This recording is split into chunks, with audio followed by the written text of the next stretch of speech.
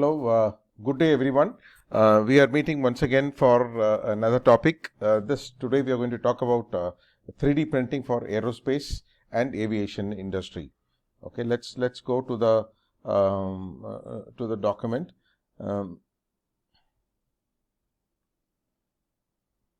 Yes. Okay.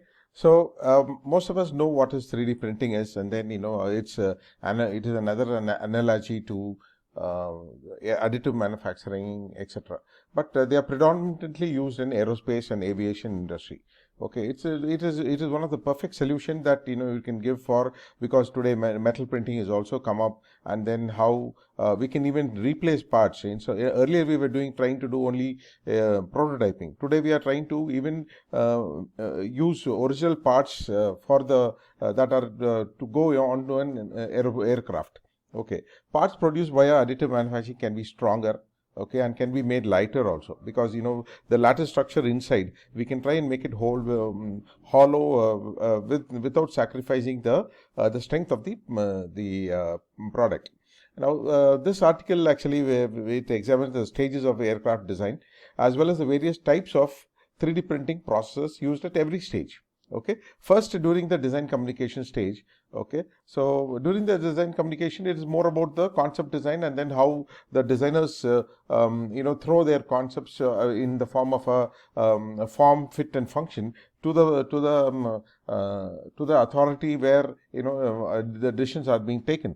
And during the validation stage, we tried for the full testing and validation of the prototype and performance of it. Could be either the part, or it can even go to the outer geometry of the plane, where you can try and use it for scale down models of wind tunnel testing, all these kind of things. Okay, now pre-production, before the actual production, one of the areas where the 3D printing has been more disruptive and valuable is the production of low cost rapid tooling. We are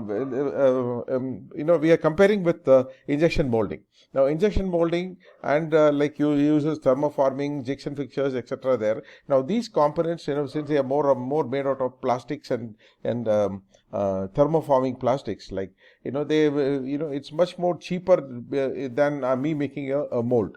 Okay, so during the production stage, 3D printing has come to be a viable option for more medium-sized product runs, particularly for high-end in interior build-ons. Now, interior components, wherever I want to try and tweak some kind of changes, where I would like to bring down the cost of making the part, or the geometry, etc.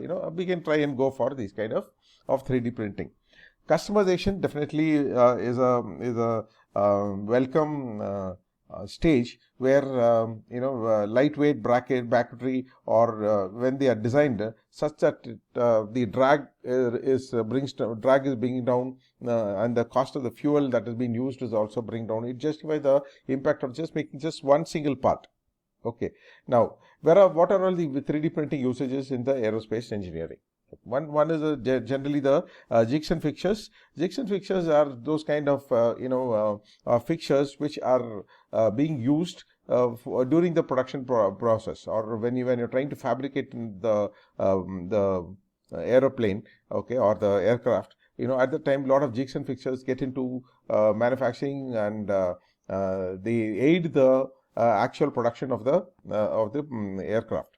Now that takes a lot of time. Now making of that, making it more customized, modular, etc. also becomes very useful in 3D printing.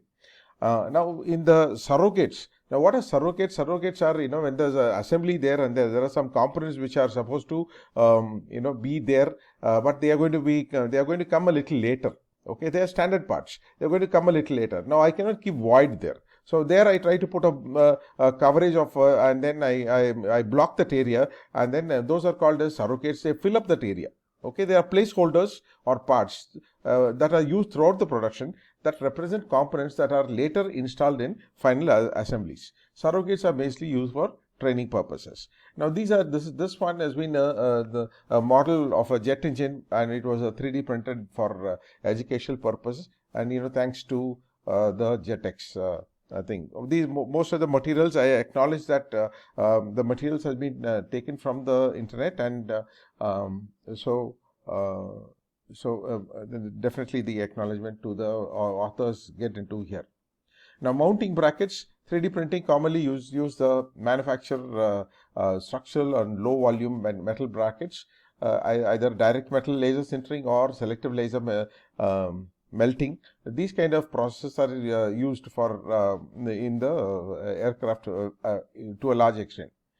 High detail visual prototypes which with multicolor surface finish etc, or which are generally being done by injection molding are available now in the 3D printing itself, because there you can do the processing of the part that has been manufactured, and then you can even go for a paint or for a surface coating also.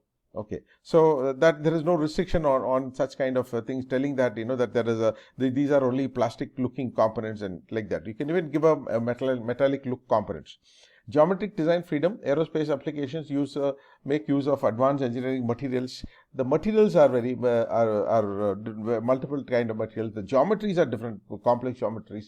All these things can be done in the 3D printing, because we are trying to use basically a layer by layer kind of a manufacturing process, and there is no restriction or on the complexity of the geometry. Okay, I don't have to worry about the radius or the center point of the radius, etc. on the geometry, how the fixing will happen, how the machining can happen, etc. All these things are not, because we are doing layer by layer, and then the slicing thickness alone matters, and it's a very highly advantageous there. We can even use design for additive manufacturing process and the DFMA process, and then consolidate assemblies into single part. Let us say four or five parts are there, and then we are trying to combine them into a single part. Earlier we used to do divide the parts into 3 or 4 parts, basically with the manufacturing constraint. But since the manufacturing constraint has been removed, okay, we can go for a single part. We can combine all these components and make it into a single part. The design freedom that you get because of the 3D printing also helps to consolidate multiple parts into a single component. This leads to weight savings and thus cost reduction, and also reduces the amount of inventory kept at a time. Okay, inventory especially in aircraft is going to be a huge sum. Surface finish. Having the right surface finish is critical in the aerospace industry, and 3D print parts can be processed to a very high surface finish. I just mentioned about that.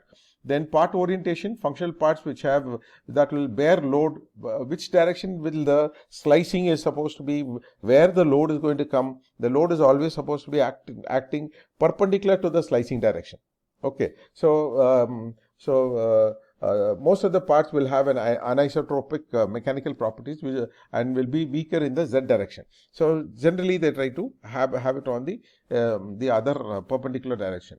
Support structures are used in 3D printing and provide a solid base for depositing material above overhangs. Since we are going layer by layer, anywhere there is a overhang, you must have a support structure at the bottom, and then so that before the layers get cooled, it has to be supported. Okay. Now this is a nice table that I would also want my students to know about it. The best materials for 3D printing aerospace and aviation parts has been analyzed, has been summarized and put into a tabular column.